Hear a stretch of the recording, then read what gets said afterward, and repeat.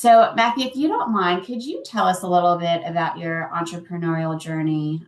Tell us about yourself and how you became the director and advisor for the Exterior Group.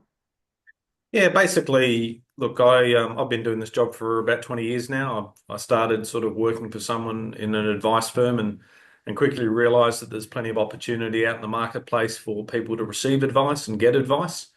Luckily, I've had a pretty much a 20-year journey of owning businesses and giving advice, doing the things that I love. I'm now 45 years of age, and yeah, I'm very happy that this will be what I do for the rest of my life. I think giving advice to people when it comes to helping them with their economic journey is it's a really valuable thing. I think getting people to take control of their economics and their financial goals and lifestyle needs is just it's wonderful to do that and share that journey with people.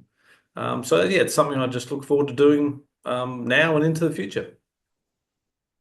Sure. So I was introduced to Bala by two actually very good friends of mine here in Adelaide. I went to high school with them, and they and let me know they'd invested in this startup around called Getmee, and I was just intrigued about it. So they introduced me to Bala. I think it would have been about 2 years ago now, and I had actually done a little bit of homework on Bala before I'd met him, and I was really just inspired by about he's obviously had a pretty tough upbringing, coming from Sri Lanka and really coming to a country where he sounds like he didn't even wasn't even able to speak English when he arrived and had a tough transition here. So that sort of got me from day one in terms of, he's obviously had a very difficult journey, and he's obviously been successful in other ventures.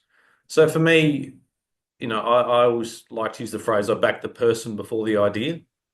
So I think AI will definitely run ahead of the human adoption side of things. And again, we've seen that probably more in valuations, on our side, on the investment side, that AI is you know, the mega trend that is AI has begun.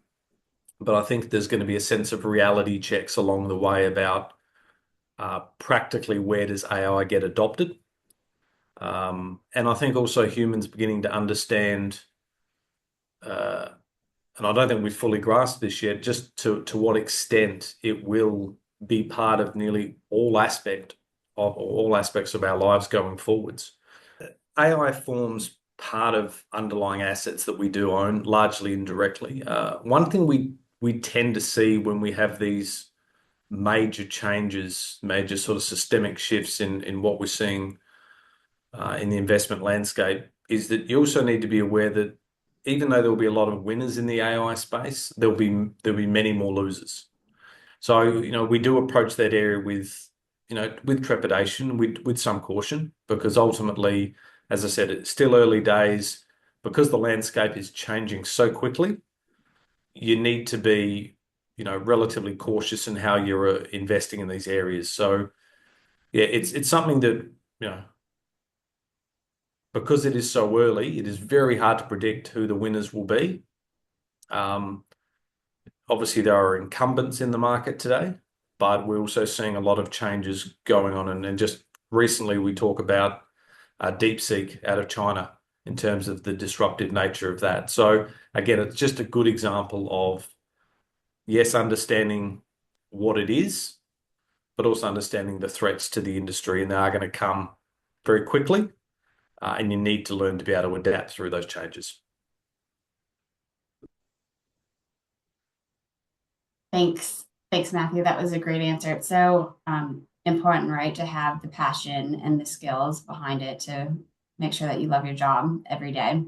Yeah, and look, I'm pretty blessed. I live in an environment where there's a lot of demand for what we do. And you get to meet a whole raft of different people. And I think that's one thing I've really enjoyed about my careers.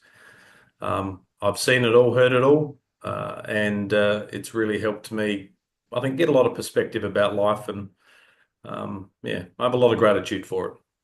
Well, thank you so much, Matthew, for your time today. It was lovely to meet you.